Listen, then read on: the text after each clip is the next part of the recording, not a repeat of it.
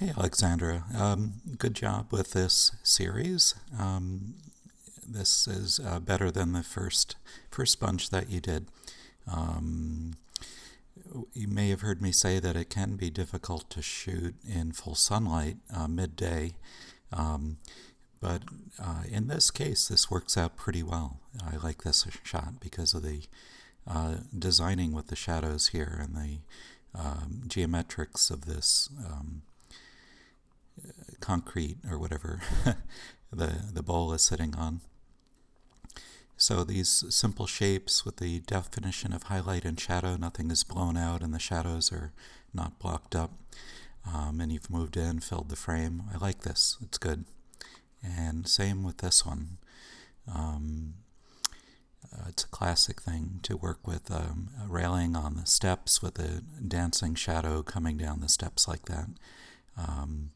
Again, moving in and filling the frame and looking at the interplay of shadow and highlight here. We actually have a whole week on just this issue, and light and shadow it's called. It's coming up. So I like this a lot. This is interesting in the evening light, and I decided to pick this out to show you a little editing. So I'm going to bring this in here, and I copied and pasted the image in, and this is my history. We ended up doing that with it. And so let me show you what I did. So I can tell it's evening light, and it's warmed up quite a bit, but it still could even go warmer and more saturated and lose a little bit of the green I'm seeing in this. So first thing I do is hit Control U is the shortcut for hue saturation.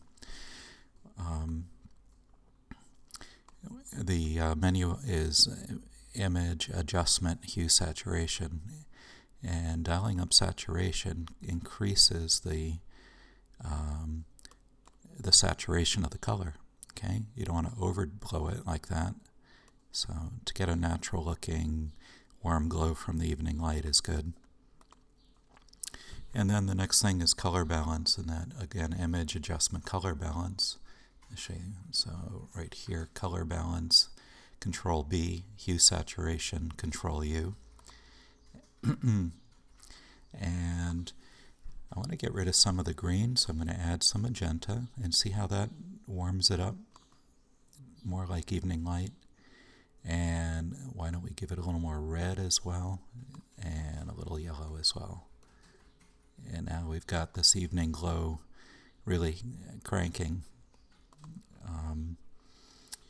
I could take the lasso and bring a little light presence into the center here, and feather it back quite a bit, and hide that. Control H, Control L for my levels, and bring the highlight up right to the edge of the mountain here.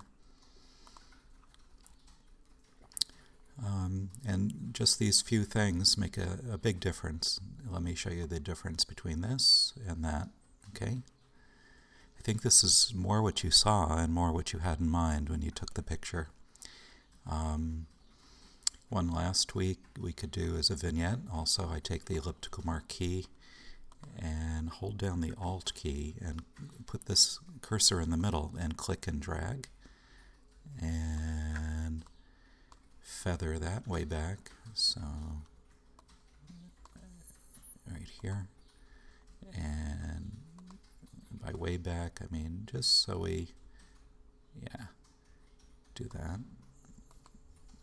And then inverse the selection, select inverse, and I'm going to hide it again. Control H to hide, and then darkening I use image adjustment brightness contrast,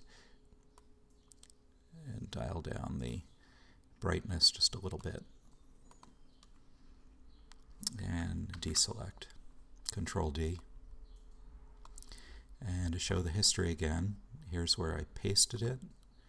Okay, and then boosted the hue and saturation, color balanced it to get the green out. lassoed the center and adjusted the levels to bring up the light, and then gave it an elliptical marquee, feathered it out, and darkened the outer edge just a slightly. And that's it. Okay.